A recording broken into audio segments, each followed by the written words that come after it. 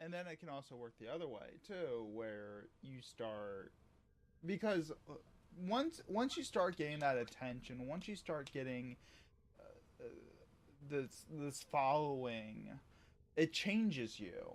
Like no matter what your disposition is, it's going to affect you and change how you perceive yourself and your immediate surroundings. And sometimes that can lead to corruption in a sense. Right, right.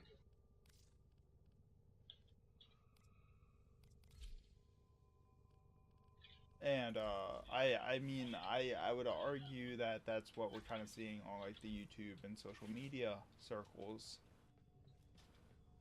right now is somebody getting all this celebrity and then using it to, or a couple of them. There's a couple of scandals happening right now. Where they got this fame and popularity and then they kind of used it to get things that they wanted. That they probably otherwise probably wouldn't have been able to do if they hadn't had their, status. Right. The enemy is at our doorstep. You must defend Any particular examples you can give, or you gonna keep? I mean it's all like public, but like so like one of the draws. This has nothing to do with game development, so consider this a tangent. Right. But there's a big YouTuber at the moment that's in a lot of trouble, named James Charles. He's a Oh. Yeah. So I got more of that story. Right. Oh yeah. Okay. So he is a I want to just he's a fashion YouTuber, does makeup and this that and the other, and he there's allegations against him that he has been using his celebrity to solicit like sexual favors, or try to solicit sexual favors from straight men. Right. And that's kind of like his kink, is seeking after like the forbidden fruit of straight men, or trying to turn straight men gay. Right. And there's been corroborated stories of him hitting on like waiters at high-end restaurants, being like, "Oh, he's cute," and his friends being like, "You know he's straight, right?" And he's just like, "Challenge accepted." Right. And he would very purposefully use his celebrity to try to Try to manipulate people. Yeah, being like, "Oh, well, if you were really my fan, oh, you know who I am, right?" Like, right. Kind of that RS leads. You're on style. Like there was another kind of like a kind of tying this back into what we were talking about earlier with like people kind of expecting access and whatnot, because there was a big to do about him selling tickets to events, and him selling kind of like a high-end $500 ticket to some of his events. Oh yeah. Where you gotta get personal attention, and you've only spent like 7 minutes with the people. He only spent 7 minutes at the venue, period. Oh really? Yeah, like, or that's what I read. Like it wasn't just with the people. He was there at the venue for an entire 7 minutes. Right. Yeah, when you basically selling tickets, kind of with the promise of you'll get to listen or meet or whatever depending on your level of the ticket you bought. Yeah, until I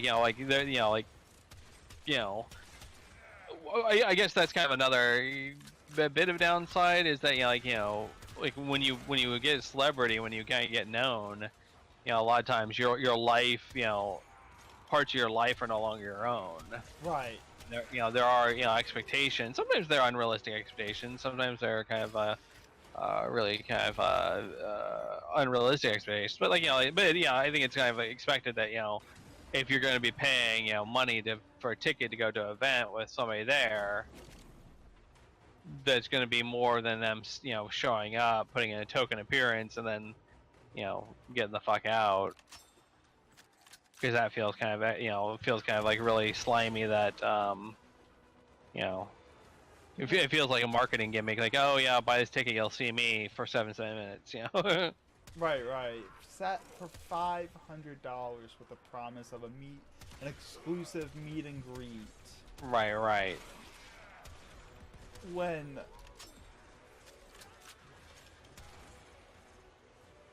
Shatner is a great example of like asshole celebrity. I've heard some stories about Shatner. I can't quote any off the top of my head, but I've heard he is not the most appreciative celebrity to his fan bases. Well, I mean, and like the flip side of that is, he comes from a, more of a secluded time in Hollywood, where he didn't have to kind of necessarily put up with the random fan base, because they were far removed. The worst you'd get is maybe like a letter that you guys say, oh, got lost in the mail. That actually reminds me of a story from Will Wheaton. Yeah. That he told when he was and these stories are up on YouTube. You can find videos of directly.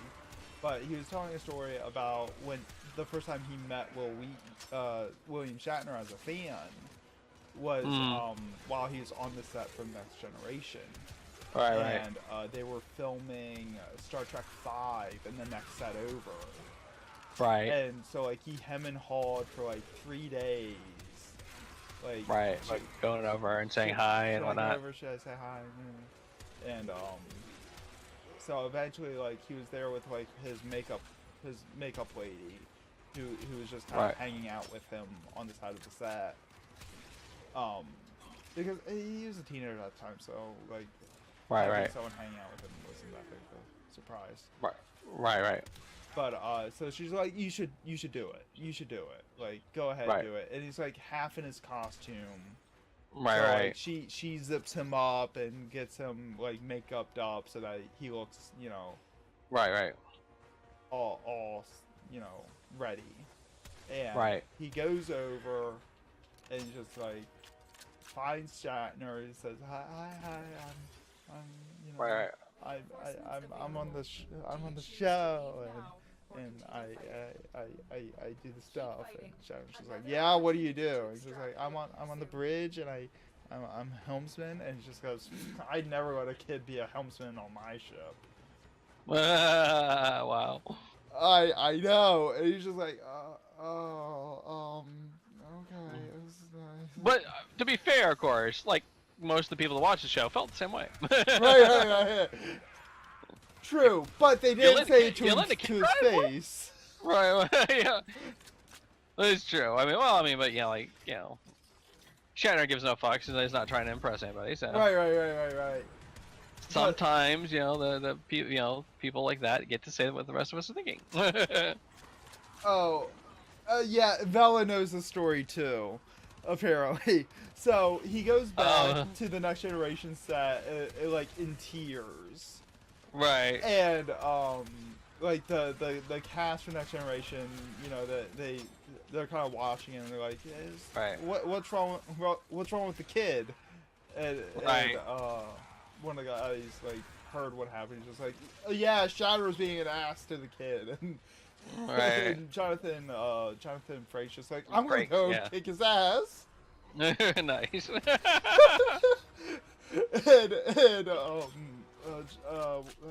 and Michael Dorn was just like, you want me to go over and like hold him down, like. Right. And like they all just buddied up with him and just cheered him up, and and then they finish for the day. He goes home, and then he goes in the next day, for the next set of taping. And he has a letter from Gene Roddenberry in his dressing room, just like, please call me.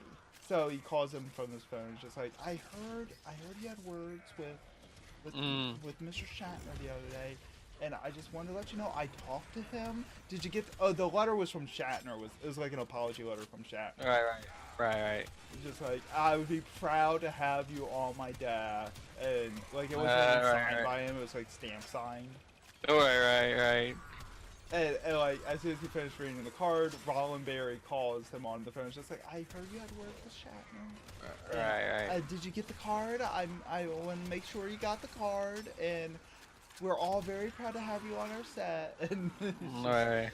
like everyone rallied around this thing. Right. But it was very. I think it was kind of a funny, interesting, like this probably hasn't happened before, probably won't happen again, kind of a scenario of a fan / colleague getting snubbed and then having like this weird forced apology from the producers. Right.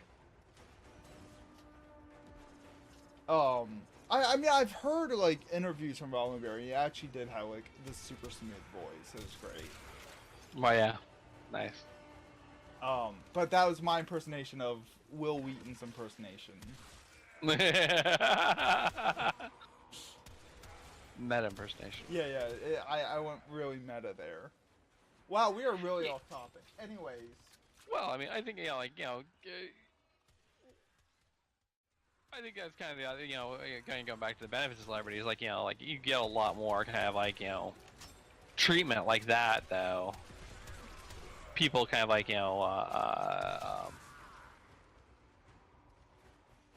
trying to kind of protect you and kind of the irony of like once you get big and famous and well known enough, then people want to give you stuff for free. Right. Even though you can clearly afford it. I think it's really funny though that one story. It's like celebrity snubbing another celebrity and then having actual repercussions for snubbing them. Even though it wasn't really repercussions, but you start seeing like this framework happening in the background of the producers trying to make sure everyone's happy, everything's okay. Right.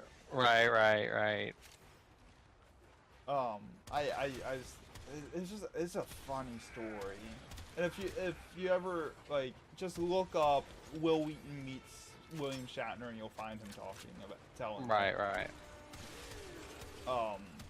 It's great. And like I love kind of celebrity stories like that because they're usually just like everything that just hilarity ensues. Right. Kind of, and sometimes kind of confirming, rumors or whatnot you've heard. Like it's one thing to hear, oh yeah, Shatner's kind of an ass. It's another thing to hear, like he's even an ass to like other actors on other shows. They have the same universe. Right. Like, could you imagine if they actually had to act together at some point? Yeah, I mean, Will Wheaton's an okay actor, but he's not a good actor. He's an okay actor. Right. He's gotten better. Okay, we'll go with that. He's gotten better. Mm-hmm. But still, yeah, it's definitely one of those things that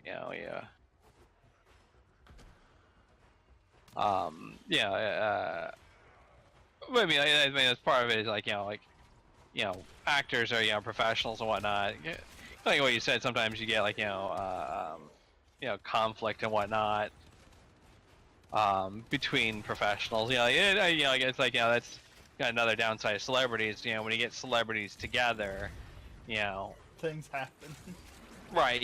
Like if somebody has an ego and somebody else doesn't, or somebody's a little more sensitive than others.